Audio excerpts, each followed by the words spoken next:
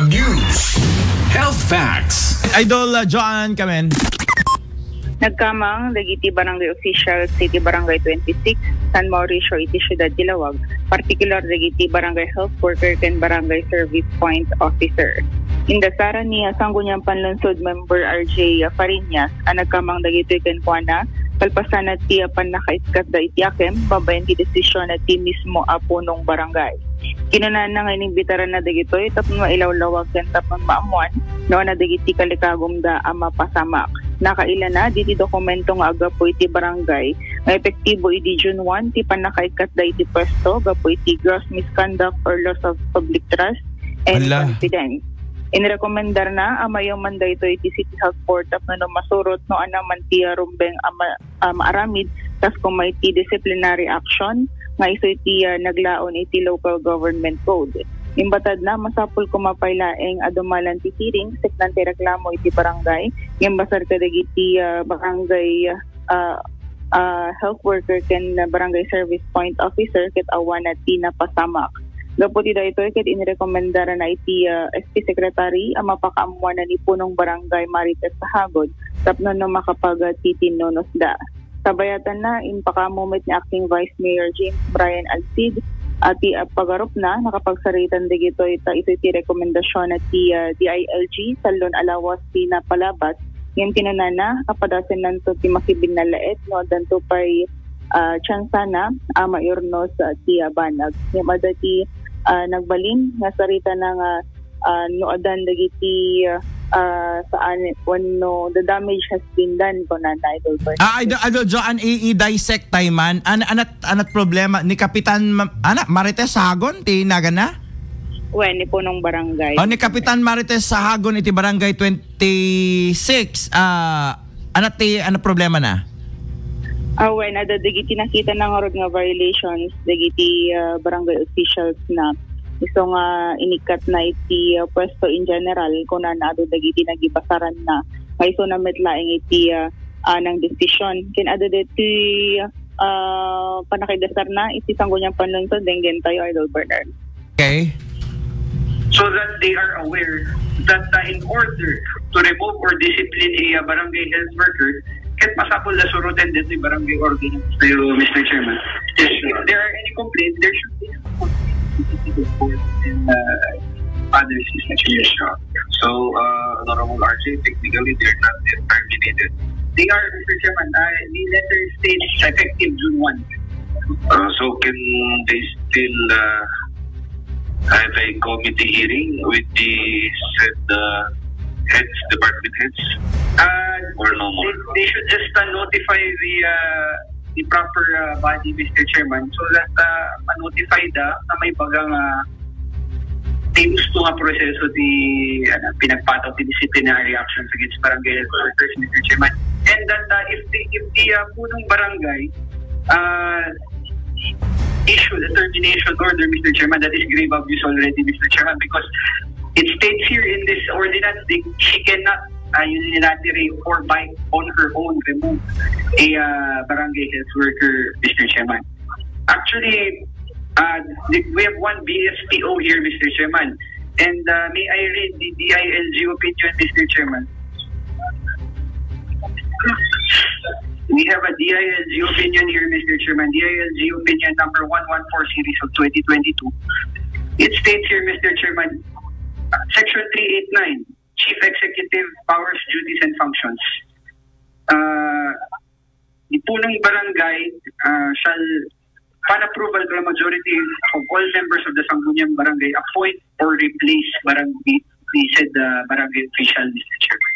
So, the barangay chairman cannot on her own, Mr. Chairman, terminate a barangay appointed official, Mr. Chairman. So, may we ask the Sangguniang Secretary to notify the said punong barangay, the City Health Board, and such other offices as mentioned in this ordinance, Mr. Chairman. Okay, Idol Joan, let's clarify things up. Jakpay Amono, ano bang problema? Sinong may problema dito? BHW or BSPO? Upat da, Idol Bernard. Upat nga. Upat nga barangay official, talo nga barangay health workers, kaya na may isang BSPO, Idol Bernard. So karaman ti kagawad. Idiretsom kami na. Kagawad. BSPO can BHW. Haan nga councilors. Ti involved. Idol Bernard. Wala tanay bagam kami nga barangay official kat composes na kagawad ngam digiti appointed officials. So upat nga BHW may isa nga BSPO. Talong BHW. Talong BHW may isa nga BSPO. Anat apay kayat na nga ikaten? Gapot When ada tingorod inaramid da iti uneg ti barangay. Like for example, give us an example please. When nasaanan matin nga dinakamat pa ni Kapitan in general ko na Idol Bernard. Ada dagiti agidasar data ana tapos sa clueless met nga rodmet. Ket legislative body data. When ti may Idol Bernard kete pasapay laeng may pag-arop nga napalabas nga eleksyon handa nga nagkikit na duwa Idol Bernard may sa dijay tinigiti da duman kita saan nga nailanad ngem generally kung na ni Kapitan anat ket mga sawen nga past election nga dida nagkakadwa they have different biases kasakasjay mabalin Idol Bernard bakit haan na nga mabalin ta Bill of Rights data uri sa sinot butusan na ti tunggal may isa miyembro man uno saan ti barangay. When Idol Bernard. Kaya siya ti abogado da kita one day awan malusot da dito at awan mo ti mo ka mabalin nga pawilan ti may isa nga agbutos kada agbutos ka di mo mabalin nga bawo nga kasay kada butusan ni Glenn ket tiket daket ni Tolits kasay. When Idol Bernard yung given the election ket ada digite ka puputan damot nga sinoportahan. We have different biases. Di lang tinang trigger. Masyadong naganan. Balat sibuyas digito kakasoy nga klase. Ipadpadanon dapat natin ka na. Di dala mabain. Apay iso dala nga barangay tikas jay. Ada pa yung nagiging duma. Iso nga rod. Kaya kung titignan natin, why it's so nga naganan. Iso na may dakamat ditan. Apay pakaday. Dayawan kumat barangay 26. Ito yung naaramid nga kastoy. Negative, Idol. Hindi lang naman kayong ganyan di ba? Apay kadakay lang kitam to dito yung reaction to ti at umili no nang dito yung reporter di ba? Ibaga dito apay di ta lang nga barangay ket ori ta barangay mi amo nga may sakit. Dalat tamot ti agbutos ti anan ket ori na ganan may sa ti kapitan data baka di da pay ket ni kapitan da. When Idol Bernard. Parang ganon. Hindi mo naman pwedeng tanggalin lang ng basta-basta din yan. Sama nga yung sinabi ni Consel, sino yun? RJ? When Idol Bernard. Abogado siya. Tama yung sinabi niya. You cannot just pull them off na inapointaram dita. No, they function ket aramidan damet as BSPO and BHW. Okay, far from the alleged digiti da kamatin da it's politics. Again, we have the Bill of Rights, we have our own rights to choose who to lead us kasakasay right tayo dijay hamo balin nga naganan pawilan ti tao unconstitutional no ka dijay. Baka no subyanan danto kat no sino agreklamo ba tata ni Apo Kapitan? Iti BHW can BSPO, Idol Bernard. Nga ka membro anda kasday. When apay nga inikat na latan isuda kawan de ti umno kuma nga panakaidalan na ti proseso. So ireklamo dang kapitan. When Idol Bernard. Yun. Basta nakaawat na latan ti termination letter kasi hindi pagsidaawan. Iso nga on point ni Apo RJ Fariñas kapos basta-basta in the local government code yung mga ikakalata ka dahil sa maamin if they're appointed by the council tagarami dati umdas apamaneknek or probable cause or agarami dati anananganan so cause order nyaman no ibagam nga DJ tirason na election katamo nga diti function da as BHW and BSPO bawal yon baka balikan nila si Apo Kapitan yan.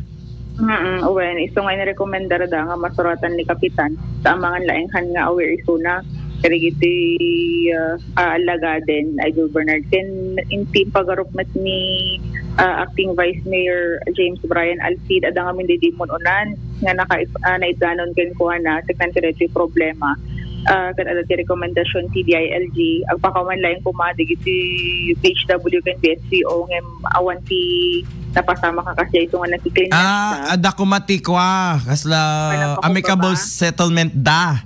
At agtab trabaho da mati may isang kalan. Men napintas ko mamo di jay. Ngem awan na nangatot pride digitoy BHW ken 3 BHW and 1 BSPO. When handa nga nagpakawanay doon.